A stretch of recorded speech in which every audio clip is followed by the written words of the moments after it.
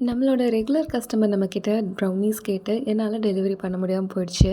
So இது வந்து அந்த கஸ்டமரோட 4த் ஆர்டர் என்கிட்ட. So early morning 7 o'clock Sunday அன்னைக்கு வேணும்னு சொல்லி கேட்டிருந்தாங்க. அவங்க ஊருக்கு போகிறதுக்காக 500 கிராம்ஸ் டபுள் சாக்லேட் ப்ரௌனி 250 கிராம்ஸாக தனித்தனியாக கேட்டிருந்தாங்க.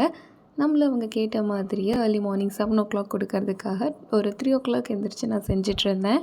செஞ்சு அது வந்து டார்க் சாக்லேட் ஃப்ராஸ்டிங் கேட்டிருந்தாங்க. அதுவுமே பண்ணி கஸ்டமருக்கு டெலிவர் பண்ணியாச்சு. ரொம்ப நல்ல ரிவ்யூ கொடுத்துருந்தாங்க. அது லாஸ்ட்டாக அட்டாச் பண்ணுறேன், அதையும் செக் பண்ணி பாருங்கள்.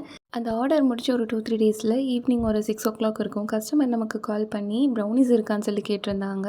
ஸோ ப்ரீ ஆர்டர்ஸ் மட்டும்தான் சிஸ்டர் நம்ம பண்ணிகிட்ருக்கோம் அப்படின்னு சொல்லியிருந்தேன். அட்லீஸ்ட் 1-2 பீஸாவது அடிஷ்னலாக இருக்கான்னு கேட்டிருந்தாங்க. என்னென்னா அவங்க ரிலேட்டிவ்ஸ்க்காக இவங்க கொண்டு போன ப்ரௌனிஸ் அவங்களுக்கு ரொம்ப பிடிச்சிருந்ததான். ஸோ அகெயின் இங்கே வந்தப்போ ப்ரௌனிஸ் கிடைக்குமான்னு சொல்லி கேட்டிருக்காங்க. இவங்க உள்ளூர் கஸ்டமருங்கிறதுனால நான் வேணா உடனே செஞ்சு தரேன் அப்படின்னு சொல்லியிருந்தேன். பட் அவங்க ரிலேட்டிவ் வந்து ஊருக்கு கிளம்ப போகிறாங்கங்கிறனால அதுக்குமே பாசிபிள் இல்லாமல் போயிடுச்சு.